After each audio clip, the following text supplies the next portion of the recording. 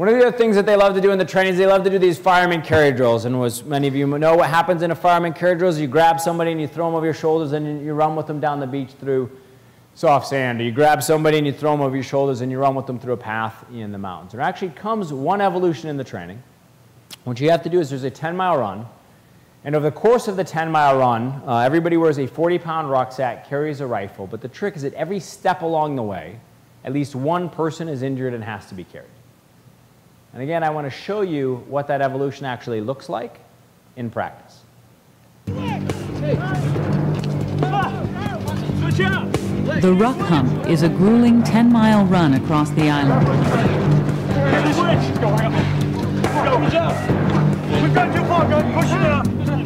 Each man carries a rucksack loaded with sand weighing over 40 pounds. Everyone takes a turn at being wounded and must be carried as well. SEALs are trained never to leave a man behind.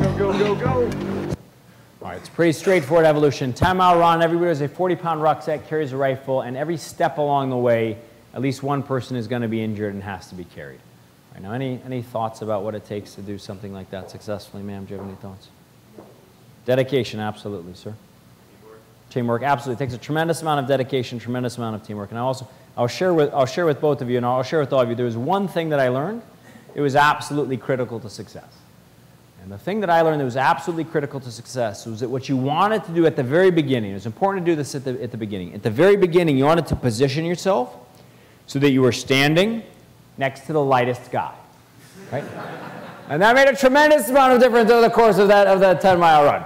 Well, of course it does. It takes a tremendous amount of dedication, a tremendous amount of teamwork. But I'll also tell you something that was really interesting that I learned about people when I went through the training. So we had people who came into the training, many of them with fantastic backgrounds. Right? So they'd been Division I college football players, they were international quality water polo players, Golden Gloves boxers, state champion wrestlers. They came into the training with these fantastic backgrounds. But what was really interesting to see was that during the training, every single person, no matter what they had done before, every single person got pushed past their mental, physical, and emotional limits. And what was really interesting to see was what happened then. Because what happened then was that a lot of times people had been very successful, they'd been great athletes, they'd had a lot of success, right? Once they got to a place where they were pushed past their mental, physical, and emotional limits, they started to think just about themselves.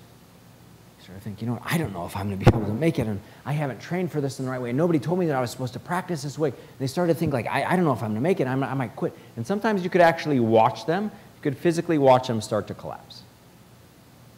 There were other people who were in the training, who were in our class, who were struggling. They were having trouble making the 4-mile timed runs in the cutoff times. They were having trouble doing the required number of pull-ups. They were having trouble on the dive physics test. There were a lot of people in the class who were struggling. But one of the things that was really interesting to see was what happened to them when they got to their hardest moment that they'd ever been in their life.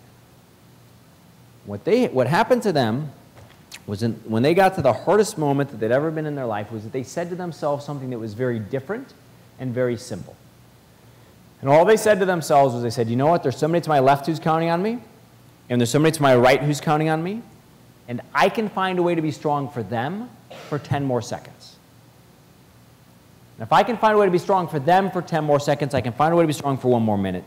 If I can make it for 1 more minute, I can make it for 10 more minutes. And if I can make it for 10 more minutes, I can make it to lunch.